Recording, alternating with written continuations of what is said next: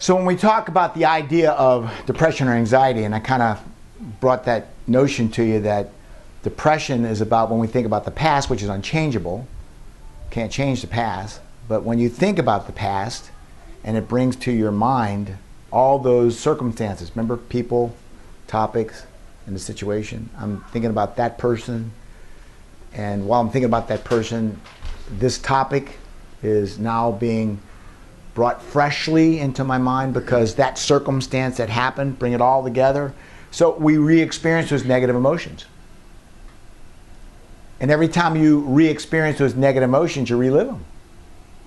So it really isn't a leap of faith to understand that if you're having a hard time and you're a depressed person, it may very well be that you're spending a lot of your time processing past events.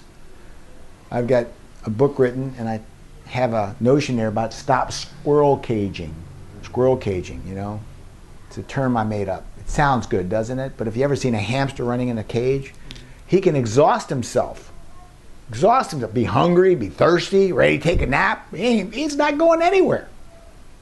And when we process this notion of mind racing, think about the times you've been in your car, driving along, happy as can be, and then you start thinking about it, or that, or she, or he, or them.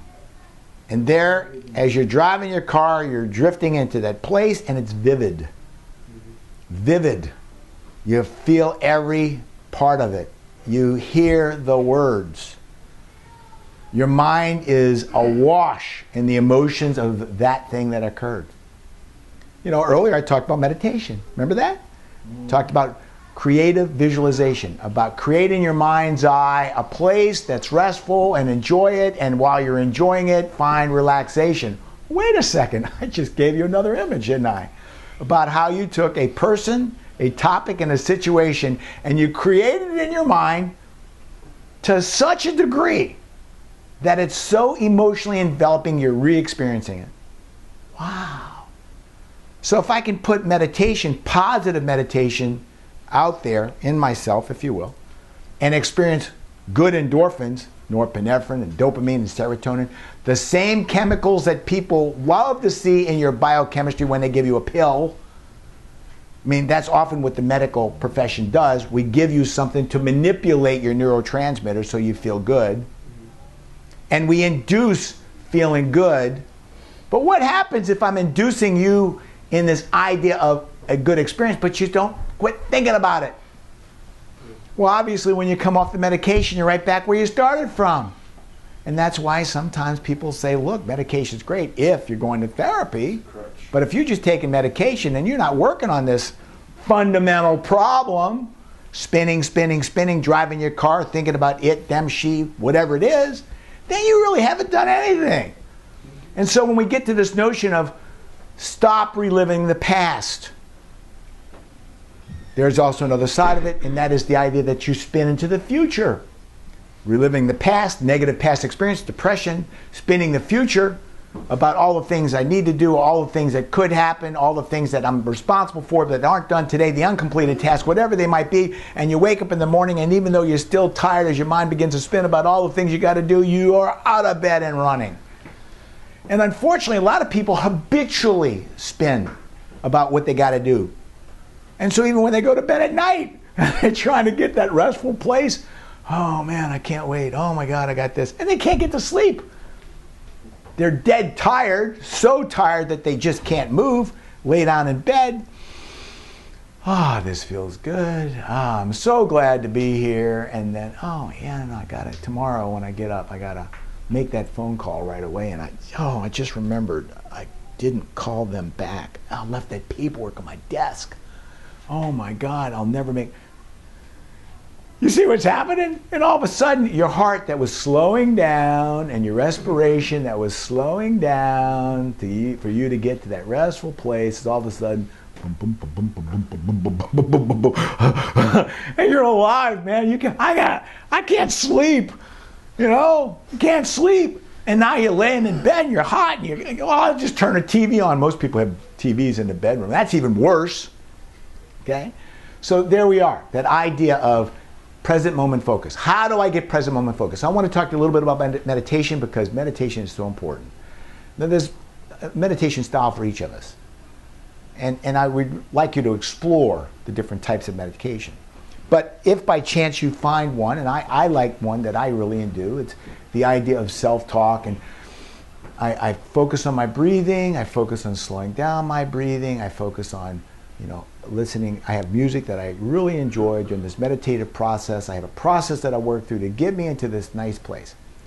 And what we're finding is this, that if you can train yourself to find that nice place, train yourself to meditate successfully into that quiet place, into that place that's relaxed, where I'm not thinking about the past, I'm not thinking about the future. And while I'm in that quiet place, we're showing through modern science, MRIs, brain scans, that parts of the brain are being activated that were asleep, and parts of the brain that were heavily energized are settling down. I kind of, if you will, parallel that to exercising. If you can teach a part of the brain to settle down that was having problems settling down before, and you can teach a part of the brain to bring it up a few notches that wasn't bringing it up before, is it possible that you can be training your brain to relax? And is it possible that although meditation gets you there initially, and hopefully you keep practicing it to experience that place, is it possible that as you become more profound in the art of meditation, that you can train yourself to get there more easily without being in such a deep meditative state? Can you train yourself while you drive your car to settle down? Remember we talked about in your car, you're looking out the windshield of life, and we all drive these boring trails every day, I-75 or 275 or the Courtney Campbell, and it's always the monotonous 8 minutes across the bridge, or 20 minutes on the causeway where there's nothing to think about. And so we space into those pasts or futures. But what if now, just through the intention that you're learning from this little bit of an exercise, you start to say, what if I can just focus as I'm driving on enjoying something that's an experience that's peaceful? And what if I don't do that idea of futuring or pasting? So is it possible that now when I'm driving down interstate, I'm processing something about, I love to hunt, by the way, I do. And I'm not a very successful hunter, so you have to worry about all the things I kill. I don't do that very well. But I'll tell you that I can sit in that deer blind, and there are times when that sun is right and the air is cool and chilled, and I am just caught up in the beauty of nature. And even though there's nothing happening, I can hear animals in the distance. I can hear the rustling of pine needles as the breeze blows, and think about that wonderful time I had down in Key West, where we were just fishing with the kids and enjoying harvesting a few little perch, and how the kids were laughing, and I can put myself there like that. And as I'm driving now to Orlando or to one of these other places, I focus on putting myself in pleasant places of nice experiences. Now, you don't have to do the whole trip, but you can do 15 or 20 minutes of it. Because guess what you're doing? You're eliminating the opportunity for that drudgery of life to come forward, but also you're training a part of your brain to activate. And every time, in my belief system, and I have no research to prove this, I have experiential knowledge from working with people, that every time you get a little bit more proficient at training yourself in these neural pathways to feel good, to be silent, and to enjoy the presence of life, my experience has been, as I've worked with people, they get to do it better and better on their own and don't have to have a formalized meditation like they used to, although I think it's important. And so now what happens is they drive their car, they don't immediately get into the habit of what? Processing all the crap from the past, or being struck with anxiety of all the things in the future. They start to push that away and start to get to, can I just enjoy where I am? And as I'm enjoying where I am, can I bring some experience in life that give me that place that's enjoyable? I think you're going to find this really a good idea. So the idea of today, if you will, is to be present moment focused. The idea is to understand depression, spinning the past, anxiety, spinning the future. The idea that you need to develop the neural pathways, you need to develop the pattern, which develops hopefully into a habit, because when we talk about substance abuse, we talk about patterns, it's habits, it's addictions. Well, this isn't an addiction. This is a habit that I would like you to willfully bring to your life, the idea of restfulness, present moment focus, and in that present place that you are, enjoy those things that have brought you to the wonderful life that you've had. Begin eliminating all that negative stuff and develop that habit of getting in that fine place, that good place. Now, if you will, I'm going to give you a little story as I end this, and it might help you a little bit to see how I use this. And I've given you the story, if you will, about, you may have heard this before, but you know, I was at a large store not too long ago, and the lady waiting on me was pretty rude. Pretty rude. Now, her interpretation of me was because there was 3 or 4 people in line, and I'd worked my way up to the front of the line. She wasn't really aware that I'd asked them, you know, can I move forward? The reason is they were all waiting for a delivery, and they really were just waiting for that merchandise to be brought forward. But I had my item right here. So as I worked my way to the front, she looked at me and she said some pretty nasty things like, we don't like people like you, you're pushy, and you know, I don't. And I looked right at her, and I was stunned by this. And I even tried to approach it from an assertive way. I said, ma'am, I don't know, your facial expressions, body language are awful, and I certainly want to apologize if I've done something. We don't like people like you. And the manager happened to be there and apologized and said, please come back. Well, now I'm gone. So the next day and the following day, as I'm driving my car, every time I pass by that store, what do I think about it? You. Good example, right? It's about the idea of something from the past. As I pass by that store, my first thought is that negative occurrence. And as it would be, I had to go back to that store several days later. And I started to drive past it because I said, no, I'm not going to go there. But then I said, you know, Gordon, it really wasn't the store, it's the person. And are you creating more issues than not by preventing yourself from doing business with a business that you would normally do business with because the person was a problem? And I said, no, I'm going to go to that store. And I did. Well, I went to a different department, and I got so caught up in what I was buying, I really didn't look at the register or the lady behind the register until I was right there with my wallet, and it's her. It's her.